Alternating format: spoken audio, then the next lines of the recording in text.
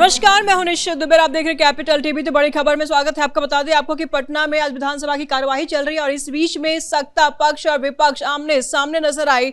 NEET छात्रा हत्या मामले में, और साथ ही साथ पप्पू यादव की कार्रवाई को लेकर के भी लगातार विपक्ष सत्ता पक्ष को घेरती नजर आई है। तमाम जानकारी के लिए हर्ष भारद्वाज इस वक्त हमारे साथ है। आज विपक्ष काफी हंगामेदार नजर आई है सदन में। बिल्कुल, देखिए सदन के अंदर भी और सदन के बाहर भी काफी हंगामा देखने को मिला है। सबसे पहले बात करते हैं, जब आज शुरुआत हुई विधानसभा की तो उसके बाहर यानी विधानसभा के बाहर कांग्रेस के जो तमाम विधायक थे वो टी शर्ट पहने हुए थे और टी शर्ट पे नीट छात्रा मामले में वो न्याय की मांग कर रहे थे और दूसरा पप्पू यादव को समर्थन कर रहे थे कि पप्पू यादव की जो गिरफ्तारी की गई है वो राजनीतिक प्रतिशोध के कारण की गई है, जबकि ऐसे समय में जब वो नीट छात्रा के न्याय की मांग कर रहे थे। साथ ही साथ विधायकों का यह भी कहना था, जब वो मीडिया से बात कर रहे थे, कि ऐसा कोविड के समय में भी हुआ था जब पप्पू यादव ने एम्बुलेंस का मुद्दा उठाया था तो किस तरीके से उनकी गिरफ्तारी हुई थी, और एक बार फिर से जब वो नीट छात्रा के मामले को उठा रहे हैं तो उनकी गिरफ्तारी हो गई है। यानी काफी हंगामा विधायकों ने किया, लेकिन उन विधायकों, जब कांग्रेस के विधायक प्रदर्शन कर रहे थे तो आरजेडी विधायकों का भी उन्हें समर्थन मिल रहा था और तमाम जो बिहार का विपक्ष था वो एकजुट नजर आया पप्पू यादव को लेकर और नीट छात्रा को लेकर। हालांकि ऐसी जो स्थिति है वो विधानसभा के अंदर भी हमें देखने को मिली है, जब विधानसभा के अंदर भी कांग्रेस के तमाम जितने विधायक हैं और आरजेडी के विधायक हैं उन्होंने हंगामा काटा है और नीट छात्रा मामले को लेकर सरकार से सवाल पूछा गया है। हालांकि भाई वीरेंद्र से लेकर कई और जो आरजेडी के विधायक हैं उन्होंने अपराध के मुद्दे पर भी सवाल पूछा है। तमाम जो बिहार में अपराध तेजी से बढ़ रहे हैं, साथ ही साथ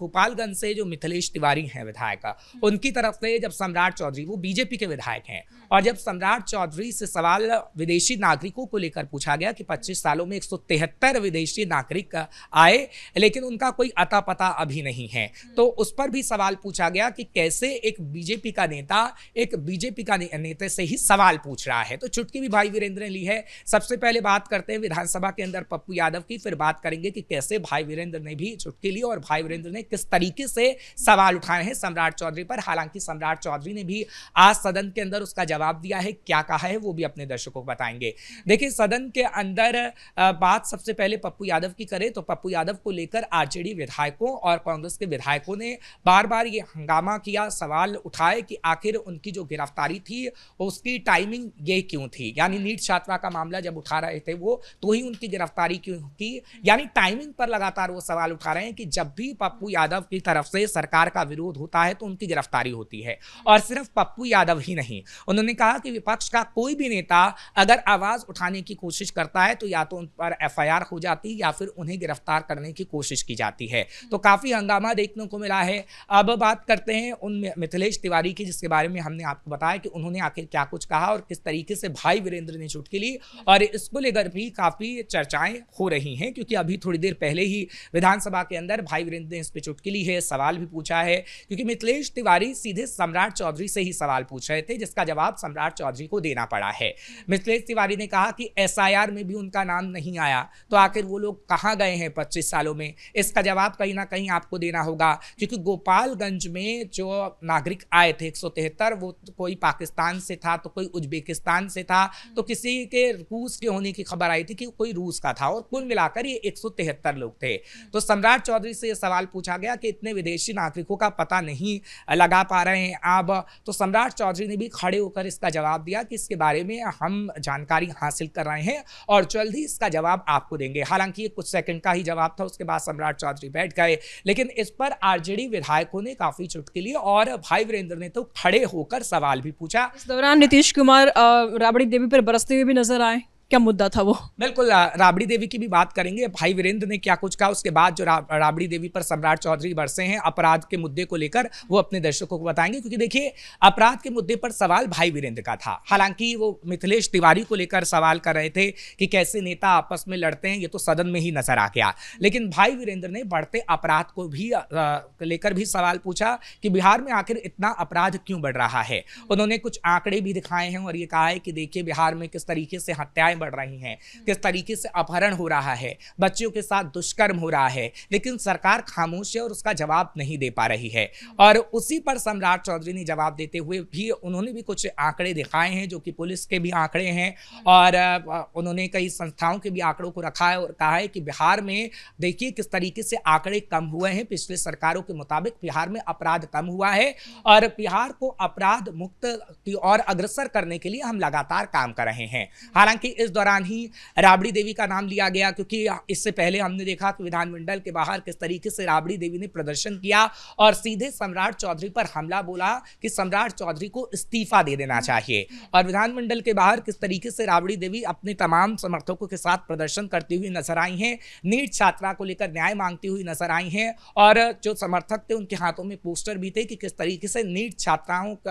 छात्रा मामले में सरकार कुछ भी नहीं कर रही। और राबड़ी देवी ने कहा कि महिलाएं इस सरकार में सुरक्षित नहीं है, इसलिए सम्राट चौधरी को तुरंत इस्तीफा दे देना चाहिए। और इसी का रिएक्शन विधानसभा के अंदर जब भाई वीरेंद्र ने सवाल पूछा तो सम्राट चौधरी ने दिया है। सम्राट चौधरी की तरफ से कहा गया है कि जब आपकी सरकार हुआ करती थी, यानी लालू यादव की सरकार, ये भाई वीरेंद्र को कहा गया, तब अपराध के कितने आंकड़े हुआ करते थे या आप खुद जानते हैं। और इस वक्त जो राबड़ी देवी बार बार ये चिल्ला रही हैं, कह रही हैं कि महिलाएं सुरक्षित बिहार के अंदर नहीं हैं, आप महिलाओं की सुरक्षा के लिए कोई काम नहीं कर रहे हैं, तो हम महिलाओं की सुरक्षा के लिए काम कर रहे हैं और हमारा आपसे वादा है, पूरा हम दावा भी करते हैं कि महिलाओं की सुरक्षा होगी और आगे आने वाले समय में नीट मामले में जो भी होगा, जो भी कार्रवाई होगी, उसके बारे में हम आपको जानकारी भी देंगे और अपराधी को सख्त से सख्त सजा दी जाएगी। हालांकि लालू यादव के कार्यकाल को लेकर कई सवाल भी उठाए गए हैं सम्राट चौधरी की तरफ से, अन्य बीजेपी विधायकों की तरफ से भी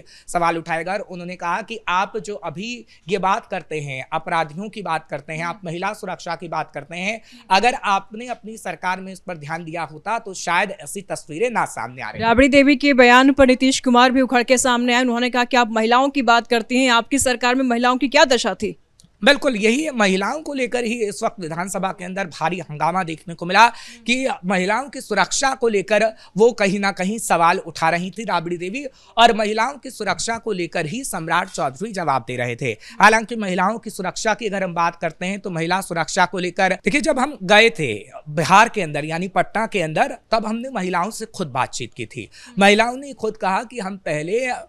5 बजे के बाद बाहर निकल ही नहीं सकते थे, लेकिन अब ये हो गया है कि हम अपने आप को सुरक्षित जरूर महसूस करते हैं। एक महिला ने तो पूरी लंबी चौड़ी कहानी भी बता दी कि किस तरीके से मेरे घर में चोरी हो गई थी और मैं पुलिस के पास गई लेकिन पुलिस ने कुछ नहीं किया। ऐसी कई कहानियां हैं जो महिलाओं की तरफ से बताई गई हैं। उन्होंने कहा कि जब मैं अपनी माता जी के साथ बाहर मार्केट में निकलती थी तो मेरी माता जी आज तक मुझे मार्केट नहीं लेके गई। मैं जब समझदार हुई तो मैंने खुद मार्केट जाना सीखा, क्योंकि जब मैं जाया करती थी तो भद्दे भद्दे कमेंट हुआ करते थे और वो सुरक्षित मुझे नहीं समझती थी, जिसके बाद उन्होंने मुझे बाजार में ले जाना पूरी तरीके से बंद कर दिया। तो कहीं ना कहीं ये दिखाता है कि कैसे अब महिला सुरक्षा को लेकर सरकार तत्पर है। हाँ, विपक्ष का काम सवाल पूछना होता है और अगर विपक्ष सवाल पूछ रहा है तो वो सही कर रहा है और सही मुद्दों पर सवाल पूछ रहा है तो और भी सही कर रहा है। लेकिन आगे आने वाले समय में क्या ये